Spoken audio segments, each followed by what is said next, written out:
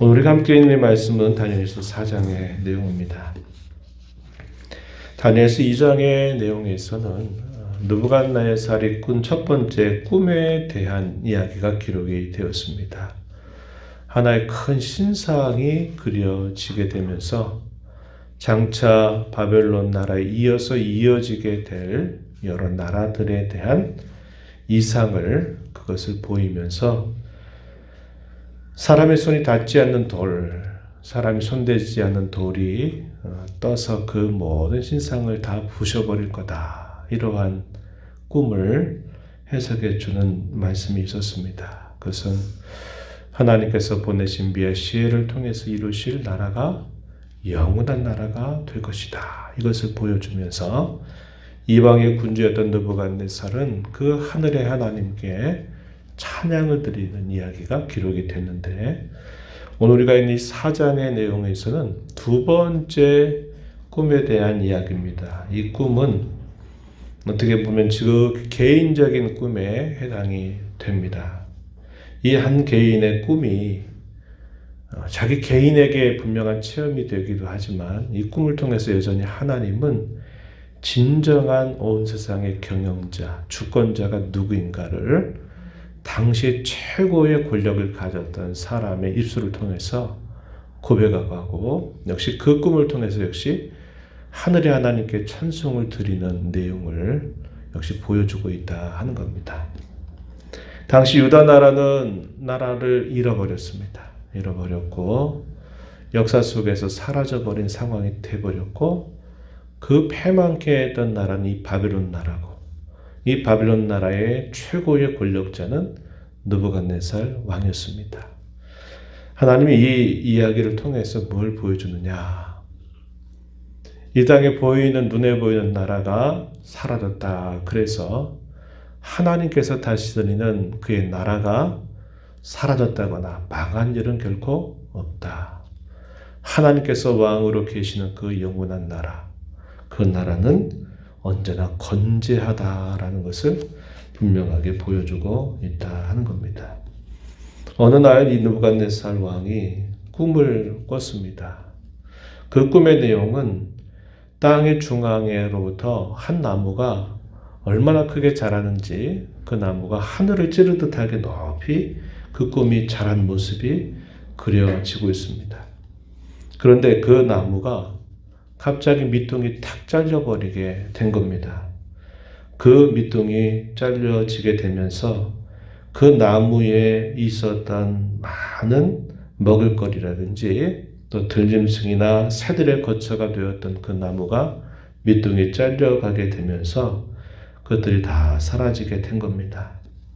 그 나무를 베고 자르고 떨구에 치고 또 거기로부터 꼴을 먹고 거기로부터 안식을 찾았던 모든 들짐승들, 새들이 다 떠나게 되어 버린 것입니다. 구루터기만 남아 있게 한 것이에요. 그러면서 7회를 지내게 될 것이다. 이러한 이야기를 듣게 된 것입니다. 꿈을 깨고 나서는 이게 도대체 무슨 꿈인가 도무지 알 수가 없었습니다. 대략은 내용은 알게 되지만 그것이 무엇을 가르쳐 주는지 그것을 정확하게 알 수가 없어서 느부갓네살은 그것을 두고 대단히 번민을 하게 된 겁니다. 그리고 그 꿈을 알리지만은, 그 꿈에 대해서 이야기하라고 하지만은 당시에 이 바벨론에 있는 술사들은 그 꿈을 역시 알아내지를 못하게 된 것입니다.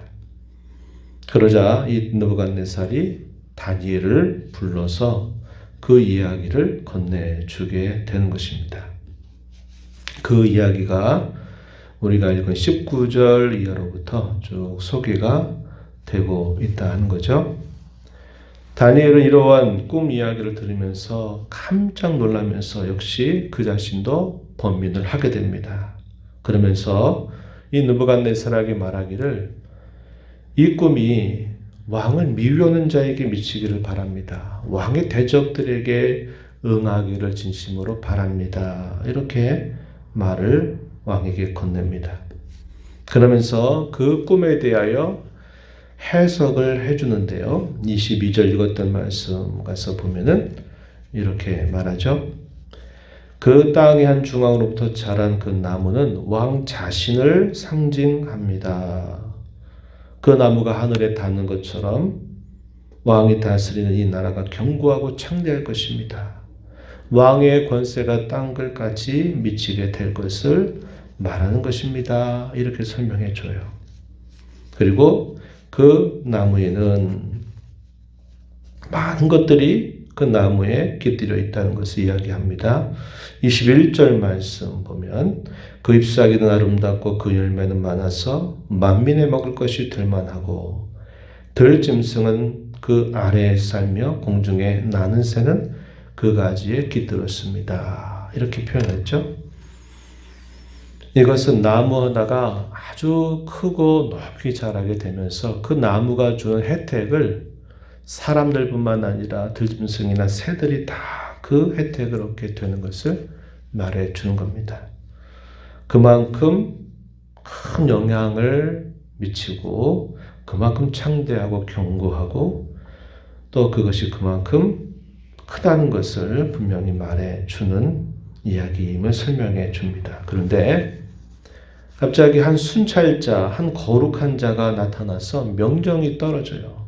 어떤 명령이냐면 그 나무를 베라 하는 명령이 떨어지게 된 겁니다. 23절 말씀에 왕이 보신즉 한 순찰자 한 거룩한 자가 하늘에서 내려와 이르기를 그 나무를 베어 없애라. 그러나 그 뿌리에 그루터기는 땅에 남겨두고 쇠와 놋줄로 동여라. 그것을 들풀 가운데 두라. 그것이 하늘 이슬에 젖고 또 들짐승과 더불어 제 몫을 얻으며 7대를 지내리라. 이건 왕이 들었던 음성이었죠. 꿈속에서 들었던 음성입니다. 그렇게 말하연 그 내용은 이러한 뜻입니다. 설명해 주는 말씀 24절 이하에서 설명해 주죠. 지극히 높으신 이가 명령하신 것이 내 주왕에게 미칠 것입니다. 25절에 왕이 사람들에게서 쫓겨나서 들짐승들처럼 풀을 먹고 하늘 이슬에 젖을 것입니다. 그리고 7패를 지내게 될 것입니다. 그때 왕께서 깨달으실 것입니다. 무엇을? 설명해 주기를 25절 하반절 그때 지극히 높으신 이가 사람의 나라를 다스리시며 자기의 뜻대로 그것을 누구에게든지 주시는 줄을 아실 것입니다. 이러한 말씀이 분명히 그에게 주어지게 될 것을 말하고 있어요.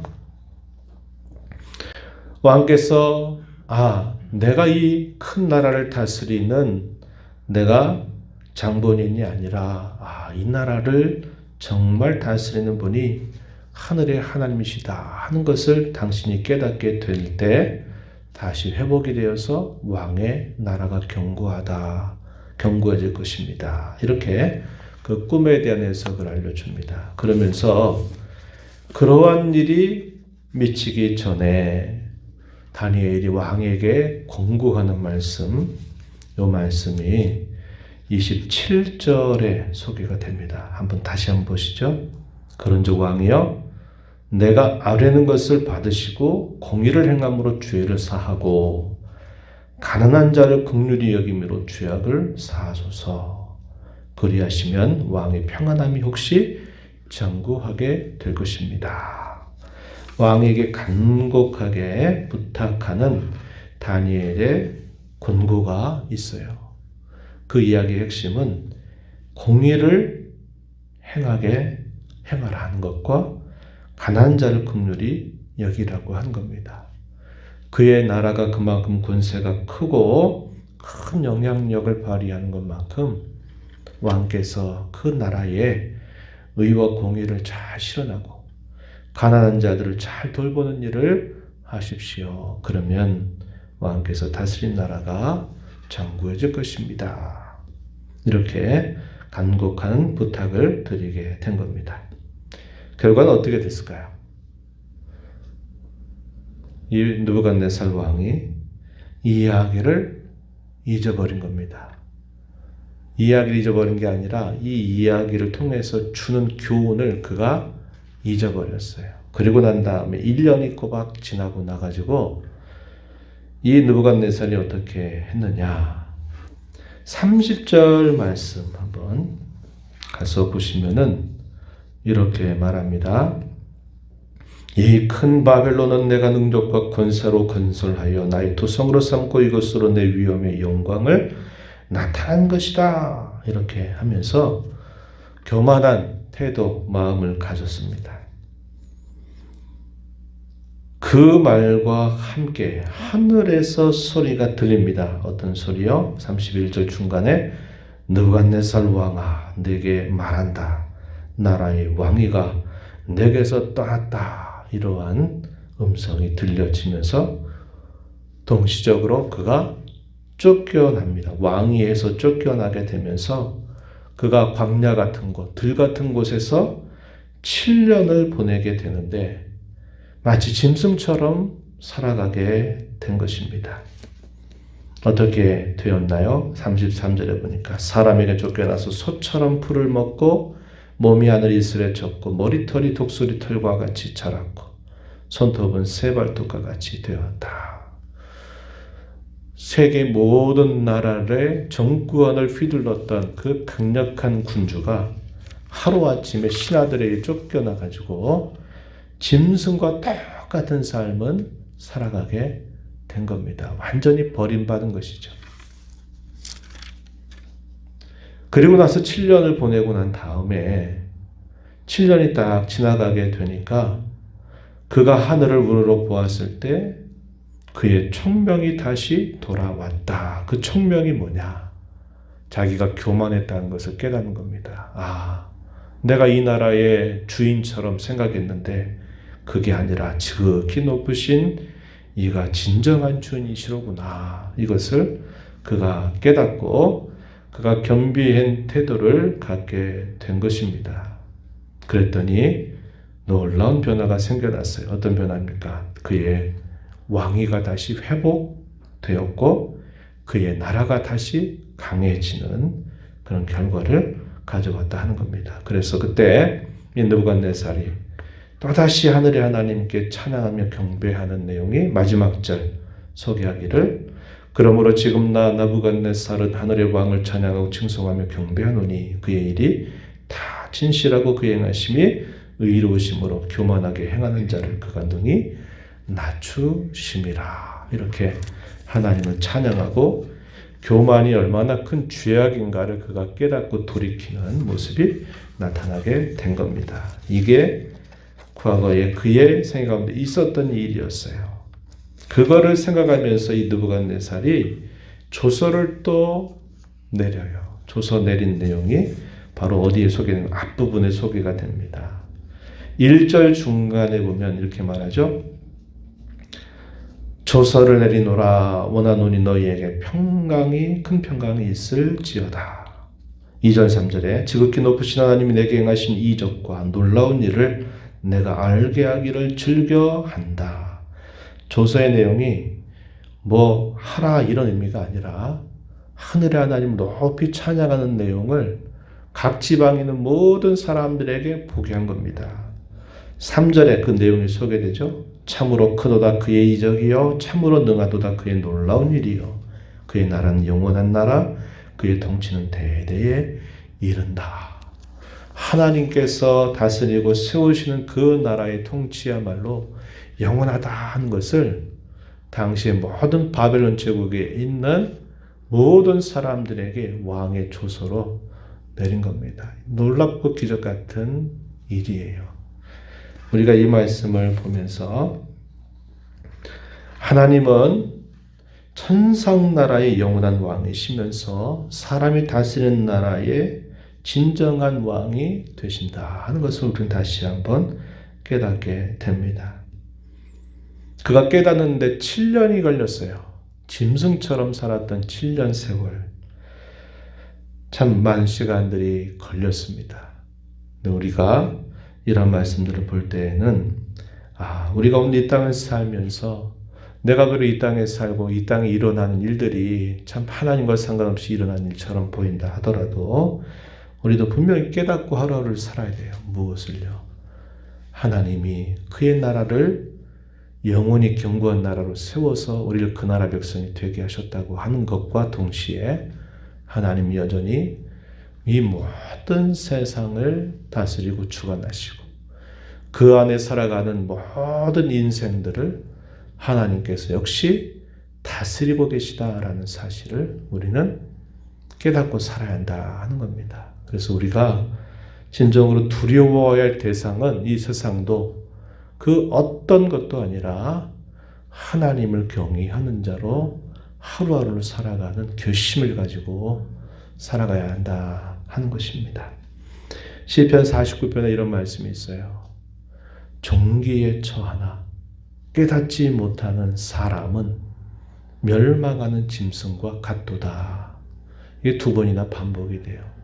사람을 하나님이 존귀하게 지으셨는데 깨닫지 못하고 하늘에 하나님이 계신 줄 알지 못하고 그 하나님이 인생의 모든 생사학을 중하신다는 것을 알지 못하고 살아가는 인생은 짐승과 똑같다 이 말입니다.